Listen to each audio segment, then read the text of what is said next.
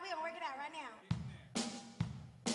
Brothers and sisters, we're joined together today to believe in the power of metal.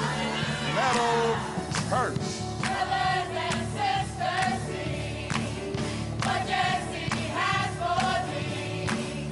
Your creativity, right there on your TV. Skills for you and me, partake in the glory, Metal Church.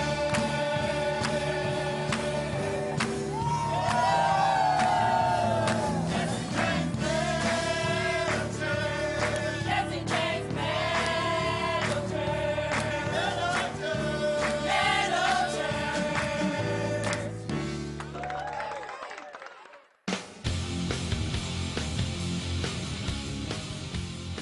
I'm Jesse James. I'm a custom fabricator. Working with my hands is what I do best. I began building custom motorcycles in my mom's garage. Over the years, my bikes were in high demand, so I started West Coast Choppers, where the best bikes in the world are handmade. I wanted to do a show where you get to be a fly on the wall, and I get to share my skills and introduce you to some of the best fabricators around, the people I look up to. This isn't a TV studio, this is where I work every day. This is my metal church. In today's super high-tech world, there's still nothing like having something that's handmade. In this episode, I'm going to show you how to make a custom gas tank for a motorcycle, because the gas tank is what stands out the most on the bike. The tools you will need are sheet metal shears, a center punch, a shrinker, angle sander, power hammer. I've got many different kinds, but they all do the same thing, just at different speeds, and a good welder.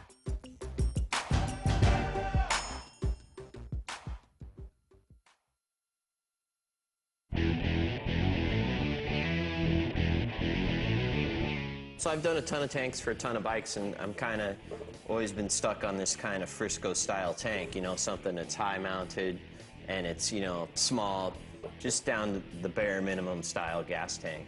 And there's several different ways we can go about this. We could use this tank and we could cut it all apart and cut the bottom out of it and make all new mounts and fix all the dents and change the cap and everything, but in reality it would probably be easier to start from scratch and make it the way we want it right from the get-go.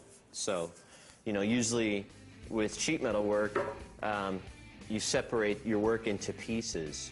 The work is usually pieced out where the most extreme radius is. So this curve here is where we have the most extreme radius.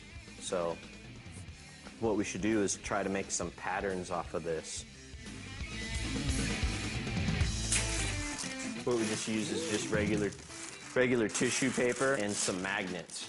It's pretty simple.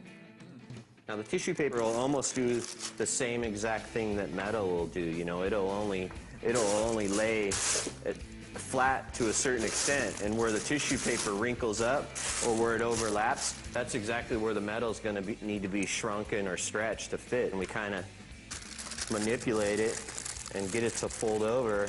And that'll kind of tell us later on where the metal's gonna need some work done to it. So now we've got the top, it's laid on pretty flat. So what we need to do is kind of simulate where we would want to weld it or where we would want to cut the material, leaving probably an extra inch or so. The weld will probably end up being here, the middle. Let's make another mark on this pattern that before the radius starts, you know, before the metal starts to curve over on the edge of the tank. And that'll show us when we're shrinking it how deep we need to go in with the dies.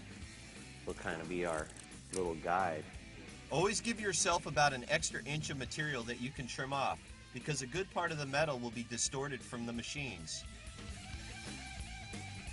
Add an extra quarter inch into the width of your design. You'll need it later on. So that should be our pattern.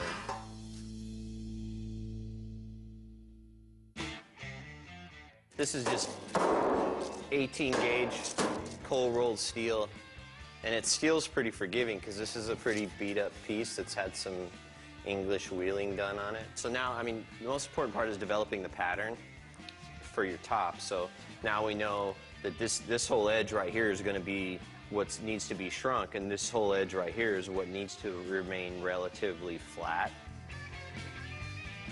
This prep may be boring, but it's important so you don't screw up later. We'll get into the cool stuff soon enough. Use magnets to hold your pattern in place. Then trace over the steel. I use the straight edge of the pattern lined up with the straight edge of the metal to save cutting time. For the inner radius, use a center punch to mark some sight lines off your pattern. Then cut.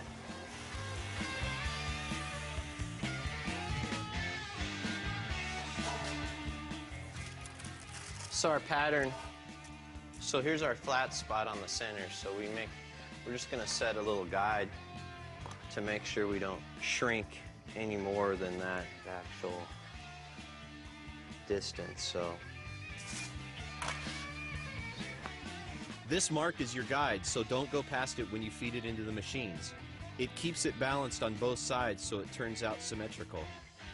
what needs to happen, this is our metal. So this edge needs to be pulled down because this is a shape that's bending two ways. It's curving around the radius and it's folding over. So we need to use some machines to shape that. So all we're worried about is from where the turn starts, which is right about here. So we'll take that over to the little petting gill. Now that we've cut our top piece to size, the next step is to start forming the metal to shape.